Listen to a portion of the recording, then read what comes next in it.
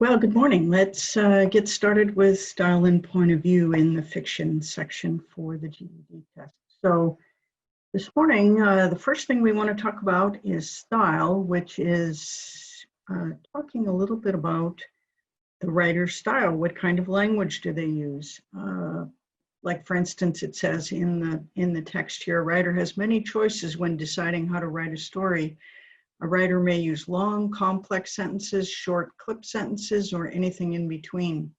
A writer may use flowery or formal language, slang, or spoken dialect. One writer may use vivid images or symbols while another writes in plain, spare story. The individual characteristics that a writer chooses, sentence structure, choice of words, use of images, and other devices are all part of a writer's style. So as you begin to read more and more fiction, you will start to see that different writers have different styles of being able to convey what they're trying to say. So they give you an excerpt here out of a story called Stolen Horses by Barry Lopez. So let me go ahead and share that with you.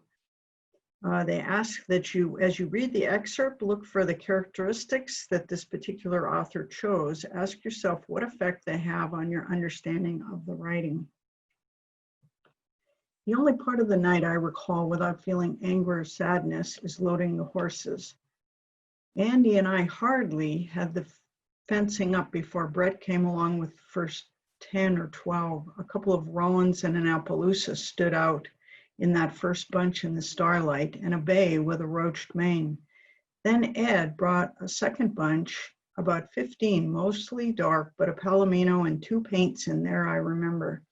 Andy and I shooed them up the ramp, which clattered and thundered under their hooves. It was a cool night, still. I could feel the horses on my skin, their body heat swirling around us. I could hear their nostrils fluttering. I felt a hard muscle ripple under my hand when I clapped a hip to steer them around. I felt their tails slap my back and caught a glint in their bared eyes. So we have a story here, and we have a particular style of writing, and they ask one question in the exercise here. It says, what is the effect of the author's description of the horses?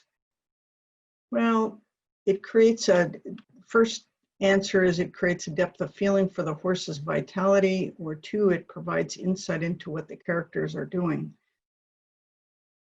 Because the author is giving you a kind of a description of the horses and the ones that he notices, and then at the end he talks about, I could feel the horses on my skin, their body heat swirling around us. Excuse me, he's talking more in terms of it creates a depth of feeling for the horse's vitality. It doesn't really provide insight into what the characters are actually doing. You get some clues that it's at night and you don't know exactly what they're doing, but you don't know for sure that they're actually probably horse rustlers. So one of the things you're going to notice as you read stories, you're going to notice that some authors use a lot of dialogue. Other authors are writing from the perspective of having very little dialogue and mostly description. Think about the movie Castaway. There probably wasn't a lot of dialogue in that when that was written, and yet you're mostly hearing the thoughts of the narrator, who is the character in that.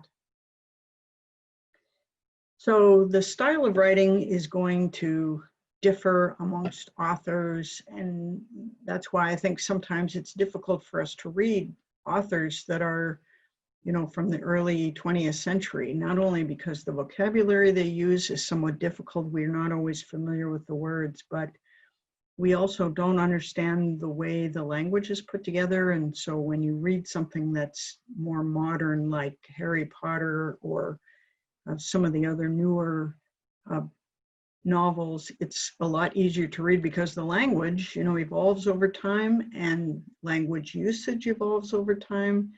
And so it's easier to understand the latest readings because you're more familiar with the vocabulary. So it is good to go back and read some of the short stories from the past just to see if you can understand the vocabulary that they're using and the word usage and the way they structure sentences. All of those things have changed over time. The second idea that they present in this unit is the point of view, which is, it says another choice a writer makes is the point of view to write from. So they're saying, will the narrator be outside the story, watching and revealing the characters' actions and perhaps even their thoughts and feelings? If so, the writer will use third-person point of view, or will the narrator be a character in the story, able to report only what he or she thinks? We can make assumptions about what we think someone else is thinking, but if you're the narrator in the story, the only person you know for sure what they're thinking is yourself. You know what you're thinking and you can report that, but all you see of other people are their actions and their behaviors. And so you're making a guess that if I was doing that, that's what I would be doing, but it's actually an assumption to believe that you have any idea what someone else is thinking unless they expressly say it. So if you're the narrator, the only way you're going to understand what's going on for someone else is if the character speaks to you or speaks to someone else about you, or if you see their actions. But even then, you don't really know what they're thinking in that case. So let's take a look. So in this case, the second question here is, which of the following indicates that the narrator is a character, and so we can only know his thoughts? The only part of the night I recall, well, if the narrator is a character in the story, you're going to have a lot of I statements. I remember this, I saw this. The only part of the night I recall, so you know this is a first person story.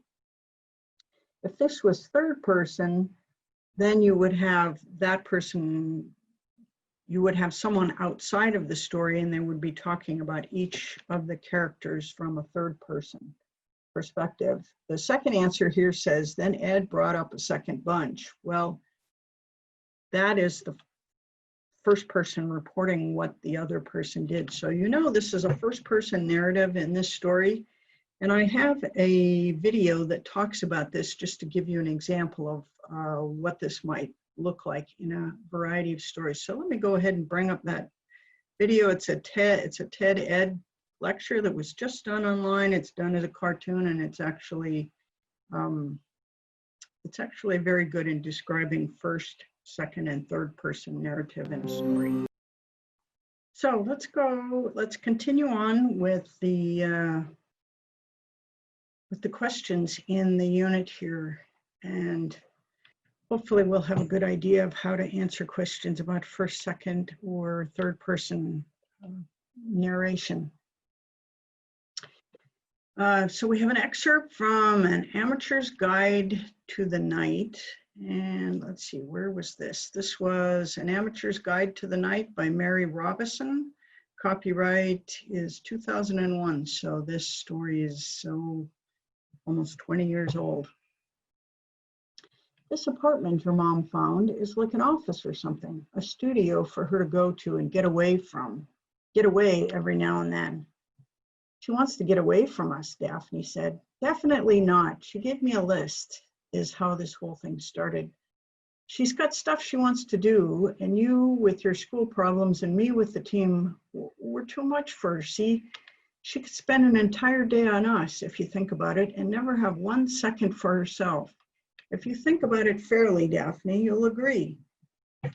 She made a sigh and marched over to a trash can to deposit her slumping comb. Then she washed up at the children's drinking fountain and rejoined Coach, who had finished his brown cow but had kept the plastic spoon in the mouth. What was on this list of Mom's? Daphne asked. Adult stuff, Coach said. Just give me an example. Coach removed the plastic spoon and cracked it in half. Your mother's list is for 5 years. In that time, she wants to be speaking French regularly.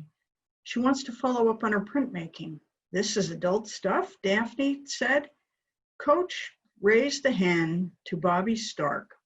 Stark had 3 malted cups in a cardboard carrier, and he was moving toward the parking lot. "Hey, those all for you?" Coach yelled out.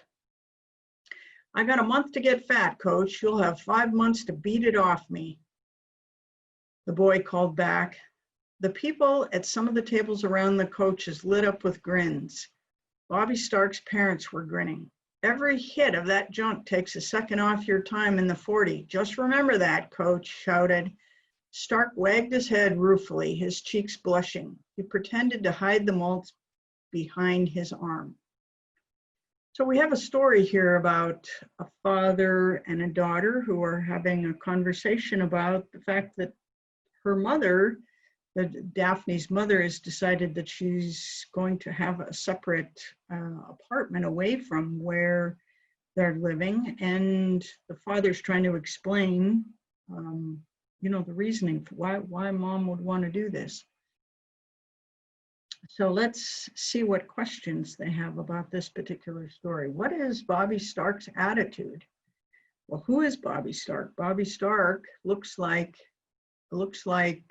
Daphne's dad is a coach, and it looks like one of the coach's players is at the malt shop or at the ice cream shop, and he's walking away with 3 malted cups in a cardboard carrier. So the question is, what is Bobby Stark's attitude? Well, from reading this, he's pretty playful. He's not really aggressive. He's just, the coach is kind of teasing him. "Hey, if you drink all of those, you're going to take some time off your time in the 40. And the player retorts back, "I'm going to drink these, and you'll have 4 or 5 months to take it off. You'll have time to take off this weight, by working me out." So let's see, what are they saying? They're saying, A, he worries about his weight problem. Well, certainly not. He knows that he's going to bulk up during the summer, and then the coach is going to, in practice sessions, is going to work all of that off. He takes things in stride. Well, yes, I would say he does take things in stride. He just kind of playfully, says something back to the coach, and it's not really taken too seriously. He's looking forward to the sports season. Well, he is and he isn't. I mean, he's looking forward to it, but also in the sense he knows he's going to be working very hard in practice. So in one sense, I would say he is looking forward to the sports season, but it doesn't really say that explicitly. And he feels unfairly criticized by the coach, where he's responding to what the coach says in a very playful way. So he's not feeling like he's being criticized at all. So in this case, B, he takes things in stride, is going to be the correct answer. The second question is, because of the narrator's point of view, what does the reader know? Because of the narrator's point of view. So the narrator in this case, we don't have a narrator who is someone in the story. It's someone outside of the story, because all we're seeing in this story is the conversation between everyone, but we're not really hearing any statement from anybody about "I think" or "I believe." You're not seeing any I statements. So there isn't a first person narrator in this story. It's a third person narration where you have somebody from the outside looking and reporting what each of these characters is saying and doing, but you don't hear any thoughts in this. So it says, because of the narrator's point of view, what does the reader know? Only Bobby Stark's actions. No, we know Daphne's actions too. You can see she made a sigh and marched over to a trash can to deposit her slumping comb. So we do see the actions. We do have a report of Daphne's actions. So again, this is an indication of a third party narration in this story.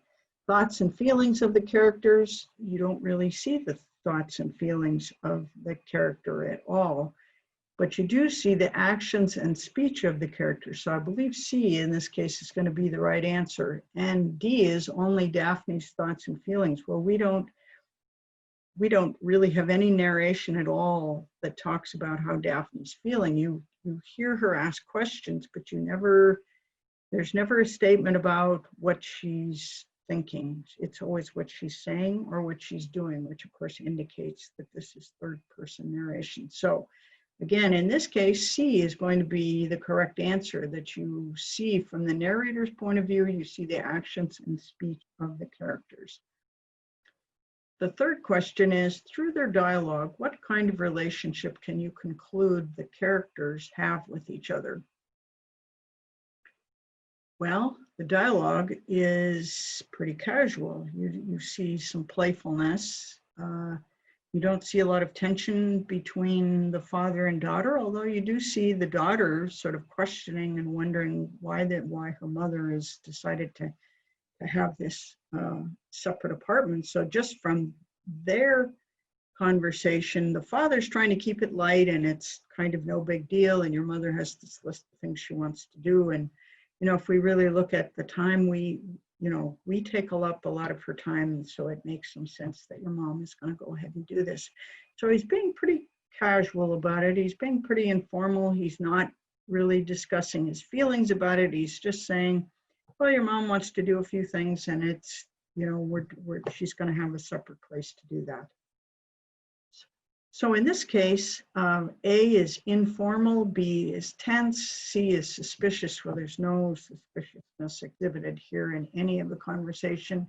And D is deteriorating. Well, it's not, deteriorating means it's, falling apart. And I don't think the discussion is really falling apart. It's quite informal, actually, the discussion that's going on. So in this case, A is going to be the correct answer, that the discussion and the relationship that you see with the characters, the coach and the player have an informal relationship in a lot of ways. And, there's some banter between the two of them. So you don't get a sense that there's any kind of, authority figure involved in this. He's kind of teasing this kid. And again, he's not really telling his daughter this the way it is, get over it kind of thing. He's just having this informal discussion with her about what the mom is planning to do. The fourth question is, later in the story, Coach has this discussion with his wife, Sherry. It's like my apartment, Sherry said, a place apart. Coach cut her off. Don't go on about how much you love your apartment. So all of a sudden, in this discussion, he is responding to her in a way that isn't very friendly. In other words, you may have your apartment, but don't talk to me about it. And so he is appearing as though he's getting you can sense there's some tension.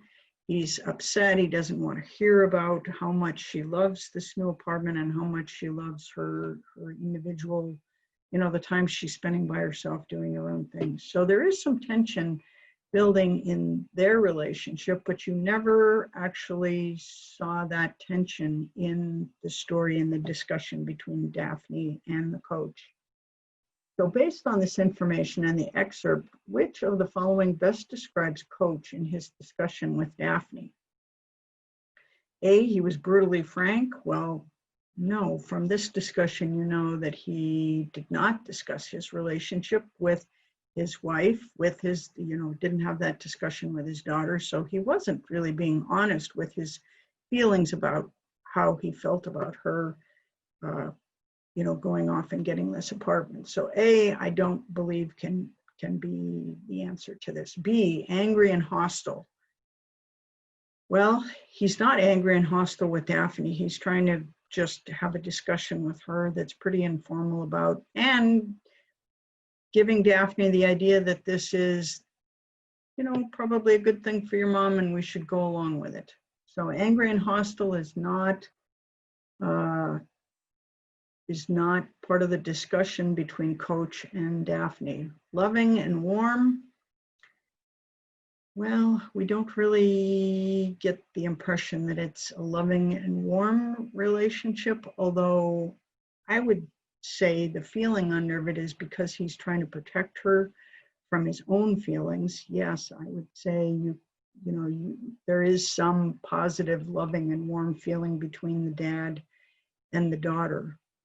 But D, not entirely honest about his feelings, is actually what's going on here. He is trying to hide how he feels about what's going on, and he's trying to keep this very low key with his daughter. So D, in this case, not entirely honest about his feelings, really best describes, you know, the discussion that Coach is having with his daughter. He's not trying to be, he's being dishonest with her about how he feels about this. But again, you know, he may or may not feel that it's inappropriate to be having that discussion with his daughter, and he's trying to make the best of a situation, you know, that he is not really happy about, because you see that in the later discussion with his wife, which is, you know, appropriate. That's where he should be having that discussion, is with his wife, because that's really who he's upset with. So I'm going to add on the next pronoun, or the next noun discussion in Khan Academy. In fact, I think I'm going to add 2 of those.